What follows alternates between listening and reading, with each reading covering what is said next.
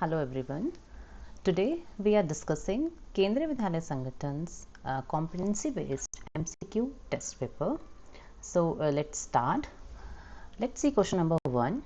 Question number 1 says if two positive integers a and b can be expressed as a equals to x square y cube and b equals to x raised to the power 4 y square z square, where x and y are the prime numbers, then HCF of a and b is, so we have to find out the HCF of these two terms, and we know that the HCF of two numbers is always product of the smallest power of each common prime factor. Okay, so we have a as x square y cube, and we have second term b as x raised to the power 4 y square z square. Now we have to see in these two terms the common factors and with the least power. So we can see that x is the common factor and the least power is x square. Then we have y as the common factor and the least power is square. Z is not common. That means HCF of these two terms is x square y square. Now let's see the options. So we have here option A as the correct option, right? Now let's see question number 2. The question number 2 says the least number that is divisible by all the numbers from 1 to 8 both inclusive. That means they are saying we have the numbers 1, 2, so on till 8, and we have to include 1 as well as 8, both are inclusive, and we have to find out the least number that is divisible by all these numbers. Okay, so we know that there are few terms like least or minimum, by which we can find out that we have to find out the LCM. That means we have to find out the LCM of these 8 numbers 1, 2, 3, 4, 5, 6, 7 and 8. So if we will find the LCM of these 8 numbers, we are getting the LCM as 840, which is our option A. So for question number 2, correct option is option A. Now let's see question number 3. In question number 3, they are saying HCF of 16 and y, these two numbers, it is given 8, and LCM of the same number 16 and y is given 48. We have to find the value of y. So we know that the product of two numbers is always equals to product of their LCM and HCF. And here we know the two numbers are 16 and y. So we will put the value, numbers are 16 and y. So product is 16 into y. LCM is given 48 and HCF is given 8. So we will solve it. We will get y is equals to 48 into 8 divided by 16. So when we will solve, we are getting y as 24. Now we will see the options. So we can see that A option 24 is the correct option. Now let's see question number 4. Question number 4 says if 1 0 of the quadratic polynomial x square plus 3x plus k is 2. So 2 is one of the 0 of this polynomial. We have to find the value of k. So we know that if the 0 of the quadratic polynomial is given, that means 0 is the value of the variable, which if we will put in the polynomial becomes 0, right? So x equals to 2 is the 0. That means if we will put value of x as 2, the whole polynomial will become 0. So we will put here, so it will be 2 square plus 3 into 2 plus k equals to 0. So we are getting 4 plus 6 plus k equals to 0. So we got k equals to minus 10. So value of the k is minus 10 when x equals to 2 is one of the 0 of the given polynomial. So let's see the correct option. So correct option is option B, right? Now question number 5. Question number 5 says that the pair of equations x equals to a and y equals to b graphically represents line which are. Now that means graphically means we have to draw these lines on the graph paper. So now let's assume that this is the graph paper. We have the this as the x-axis and we have this as the y-axis. This is the origin where the x-axis and y-axis intersect. X equals to a, it is a linear equation one variable. Suppose this is the value of x equals to a. So if we will plot the graph, it will be a straight line. This is x equals to a, right? X equals to a graph. Then y equals to b, suppose the value of b is here. So we will draw the line, it will also a straight line and they are intersecting at this point. So if we want to write the coordinates of this point, we will see on x-axis it is A and on y-axis it is B. That means coordinates are AB. That means the graph of these two equations are intersecting at the point AB. So here we have the correct option as D option, intersecting at A and B. Now let's see next question, question number 6. Question number 6 says that the father's age is 6 times son's age, and 4 years hence the age of the father will be 4 times son's age. The present age in years of son and the father are respectively. That means we have to find present age of both father and son. So now let's see. Here we have two terms. One is the son's age and one is the father's age. And father's age is given in terms of son's age. Okay. So we can write that son's age, we can assume like x years. So we can say that father's present age, this is son's present age x years, and father's present age is given 6 times, that means 6x. So these two are the present age. Now they are saying 4 years hence. 4 years hence means after 4 years, right? So we can say that after 4 years, if the present age of son is x, so after 4 years it will be x plus 4 and father's age will be 6x plus 4. Now they have given the condition that after 4 years, father's age will be 4 times son's age. That means according to the question we have 6x plus 4, father's age 4 times son's age, right? So we are getting 6x plus 4 is equals to 4x plus 16, and we will do the transposing method. So we will get 6x minus 4x is equals to 16 minus 4. So we got 2x equals to 12 and x equals to 6. So we got x equals to 6. And we have to find out the present age, and we know that son's present age is x. That means son's present age is 6 years. And father's present age is 6x. That means 6 into 6, 36 years. That means their age is 6 and 36. So we can see that C option is the correct option. Now let's see next question, question number 7. Question number 7 is, if 2 is the root of the equation x square plus bx plus 12 equals to 0, and this another equation x square plus bx plus q equals to 0 has equal roots, then we have to find the value of q. Okay, so now let's write the equation. Equation is x square plus bx plus 12 equals to 0, and they are saying that 2 is the root of this equation. So we discussed in one of the question also that the root of the equation means the value of the variable which satisfies the equation.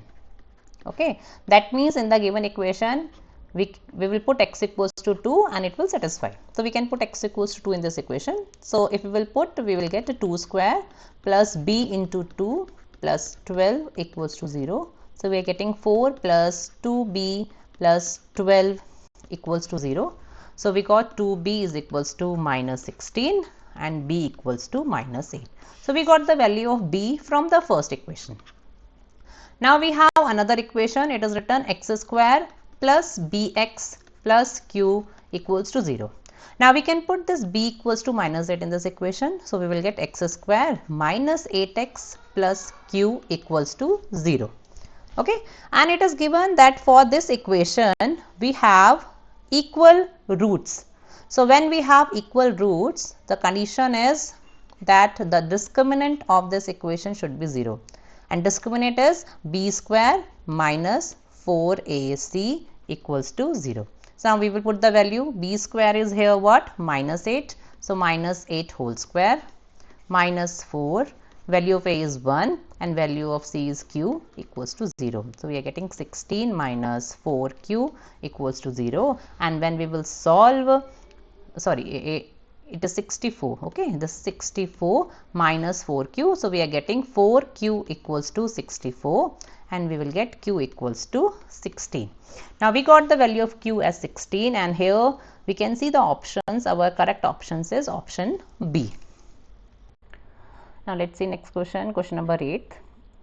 The value of the discriminant for the quadratic equation x square minus under root 2 plus 1x plus under root 2 equals to 0 is. That means we have to find the value of the discriminant. Okay, so I'm writing the equation. Equation is x square minus then under root 2 plus 1 into x plus root 2 equals to 0. This is our quadratic equation. And we know that the discriminant d is equals to b square minus 4ac. So that means first we need the value of a, b and c from this equation. So this equation, if you will see, it is in standard form. We have x square, we have x, we have constant. So value of a is here 1, value of b is here minus under root 2 plus 1, and value of c is here under root 2. Now we will put these values here. B square means minus root 2 plus 1 whole square minus 4 into 1 into c is root 2. Okay, and b square means we will under root we will do square of this. So we are getting under root 2 plus 1 whole square. Then here we can use the identity, that is a plus b whole square. So this is equals to a square plus b square plus 2ab.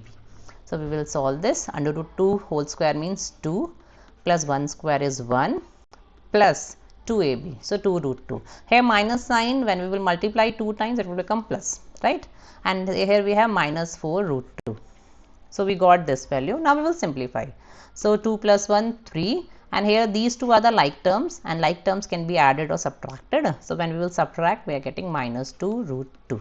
So now we can see the correct option. 3 minus 2 root 2 is the answer, and the correct option is option D. Now let's see next question, that is question number 9. The 11th term from the AND of the AP 10, 7, 4 and minus 62.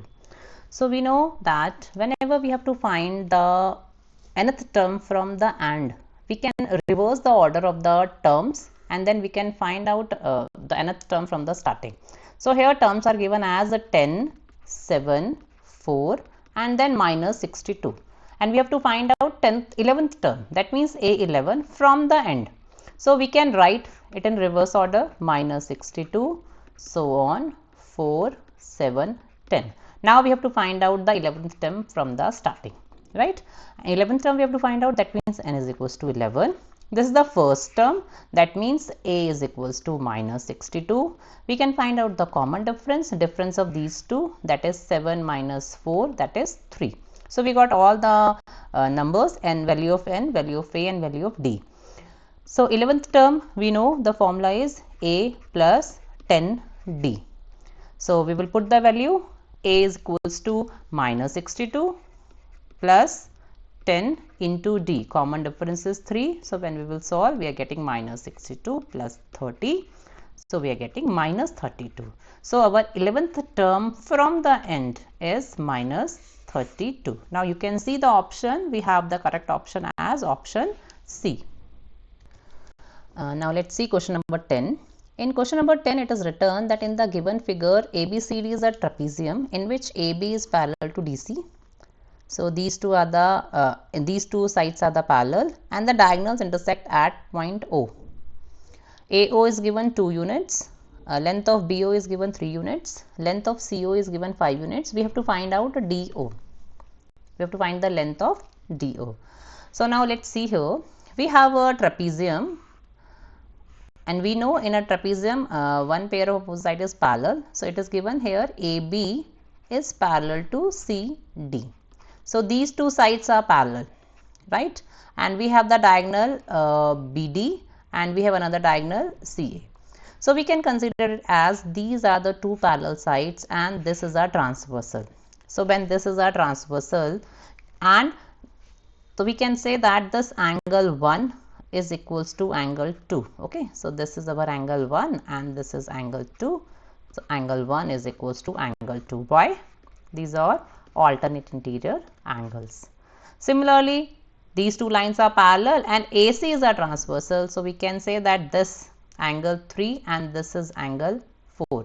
So angle 3 is equals to angle 4. Again same reason, alternate interior angles, right? So now the diagonals are intersecting at point O. So can we say that in these two triangles we can prove the similarity? So in triangle AOB and triangle COD, we have just now proved that angle 4 is equals to angle 3 and angle 2 is equals to angle 1 both are alternate interior angles, and we have angle AOB is equals to angle COD. These two angles are equal. Why these two angles are equal? These are our vertically opposite angles. Okay, that means the two triangles, these two triangles are similar by AAA criteria. So we can say therefore triangle AOB is similar to triangle COD by AAA criteria. And we know when the two triangles are similar, the sides are always, corresponding sides are always proportional or in the same ratio. That means we can write that AO upon CO is equals to BO upon DO. And the value of these four sides, measurement of these four sides are given in the question. So we can put the value. We are getting 2 upon 5 is equals to 3 upon DO. And when we will solve, we are getting DO as 7.5 centimeter. So we got the value of DO as 7.5, and if we will see here, our correct option is option B. Okay. So these are the 10 questions we have discussed. Remaining 10 questions we will discuss in the next session.